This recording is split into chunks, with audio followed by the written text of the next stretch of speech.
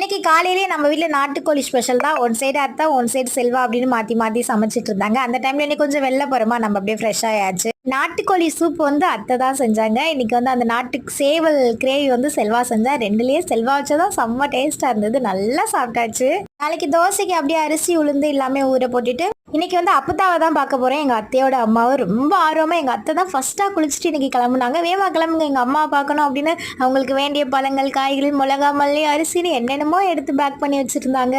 எங்கள் மாமாவை மட்டும் விட்டுட்டு நான், செல்வா, அத்தை 3 பேருமே கிளம்பியாச்சு. நேர சனவழியில் வந்துட்டு வீட்டுக்கு ஸ்நாக்ஸ் வேண்டிய பொருட்கள் எல்லாமே வாங்கிட்டு வீட்டுக்கு வந்தது எங்கள் அப்பத்தாவுக்கு ரொம்ப சந்தோஷம். ஏன்னா நாங்கள் சொல்லவே இல்லை வாரோன்னு, ரொம்ப நாளைக்கு அப்புறம் பார்க்குறோம்.